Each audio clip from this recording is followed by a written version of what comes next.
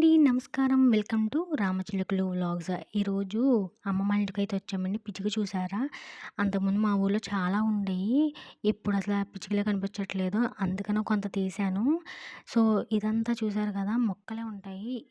ఇంకా ఎక్కువ ఉండేయండి. ఇల్లు కట్టుకున్నారని ఇంకా నరికేశారు. సో, ఇవన్నీ కూడా సీతాఫలం చెట్లు ఉండేయి. ఇప్పుడైతే నరికేశారండి. ఇప్పుడైతే ఎక్కడ సీతాఫలం చెట్టు లేదు వీళ్ళ దొడ్లోని. సో, ఇవైతే బంగినపల్లి కాయలండి. ఇదేసి 2 ఇయర్స్ అయితే అయిందండి. చూసారు కదా! చాలా కాయ దిగింది. చాలా చిన్న మొక్కది. వాళ్ళకి కూడా ఈ సంవత్సరమే బాగా ఎక్కువ కాపయితే వచ్చిందని చెప్పారు. తాతయ్య అయితే ముట్టుకొని కూడా ముట్టుకోనివ్వట్లేదు. చెట్టు కాయలు కొయ్యొద్దన్నాడు. నేనైతే అస్సలు ఆగదు కదా ఆత్రం. ఎంటనే ఒక కాయ అయితే కోసేసానండి. నేనైతే ఇంటికొచ్చేటప్పుడు 2 కాయలు కోసాను. పెద్ద సైజు కాయలు. కొంచెం ముగ్గినవే కోసాను. చిన్న చిన్న సైజ్ అయితే ఇంకా అవ్వలేదు. పచ్చిగా ఉన్నాయి.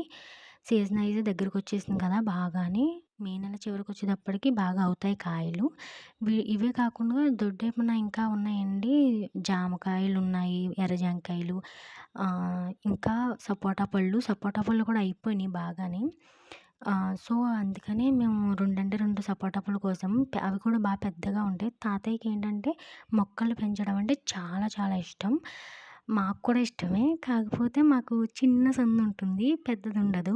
సో, అందుకని తాతయ్య మొక్కలేస్తారు కాబట్టి మేమైతే చాలా హ్యాపీగా ఫీలవుతాం ఇక్కడికొస్తే. ఆ చెట్టు వంక, ఈ చెట్టు వంక చూస్తూనే ఉంటాం. ఇదిగోండి పాము కుప్సం. ఇక్కడ పెద్ద పెద్ద పాములైతే తిరుగుతున్నాయంట. ఈ వీడియో మీకు నచ్చిందనుకుంటా. Thank you so much.